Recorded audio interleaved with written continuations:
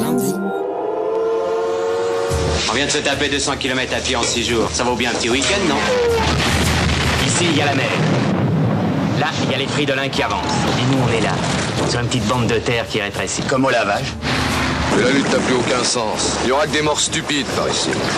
Ah, parce que par ailleurs, il y a des morts intelligents.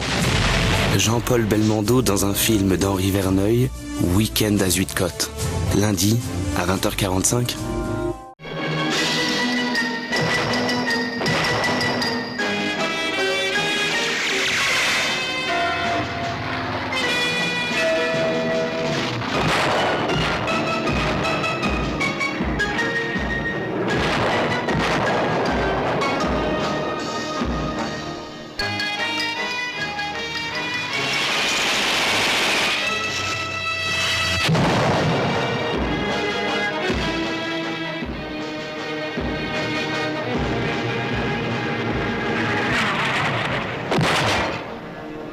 Bon vieux, la situation est claire.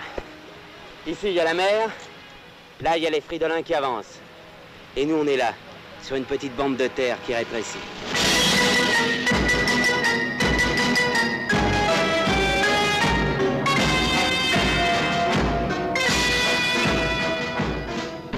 Oh le con! C'est tout ce que tu trouves à dire? Mais arrêtez-le, bon Dieu, arrêtez-le, quoi, dites-lui d'arrêter. On n'a pas idée de jouer avec des trucs pareils, quoi. Mais il va tous nous faire sauter, ce salaud-là. Oh, ta gueule, toi, tu vas encore nous faire une poussée d'urticaire. Il est cinglé, je vous dis. Préfère qu'il t'éclate dans la gueule?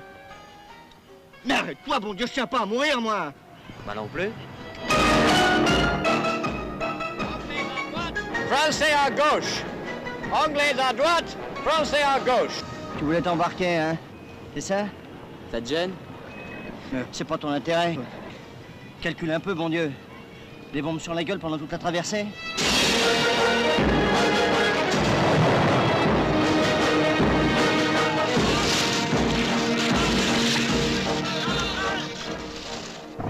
La petite poche se rétrécit de plus en plus. Et l'embarquement? Bah, à Brédune, en principe, on n'embarque que les Anglais. Sacré curé, hein.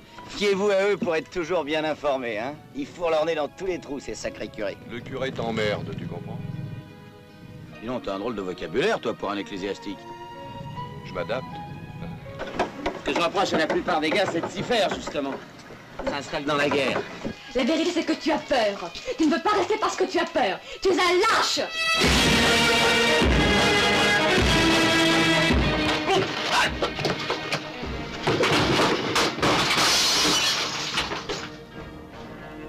Tu sais que t'es une drôle de petite garce. Si c'est ça que tu voulais, fallait te laisser faire par les autres. Allez-vous-en.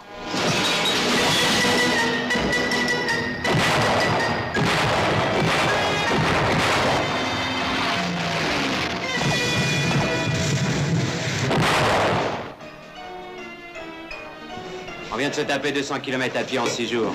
Ça vaut bien un petit week-end, non?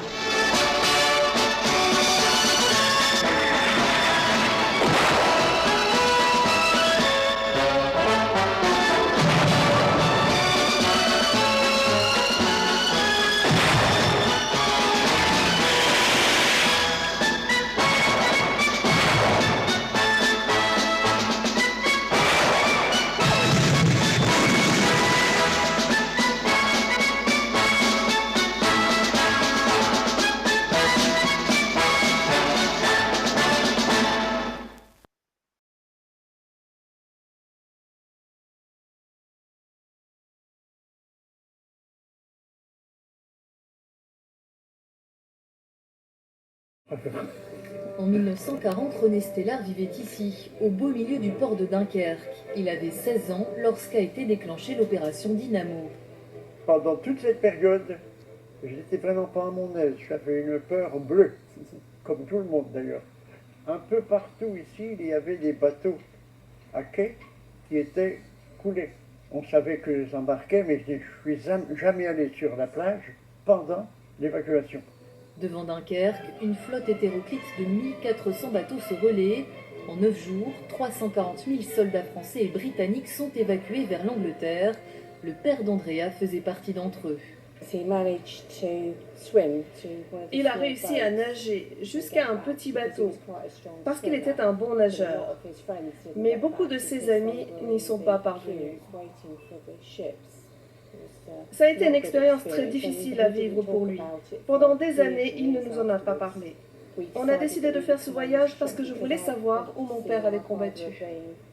Au total, 11 000 soldats ont laissé la vie dans l'opération, mais grâce au rapatriement de ces troupes, l'Angleterre est restée libre, un épisode décisif pourtant longtemps associé à la débâcle.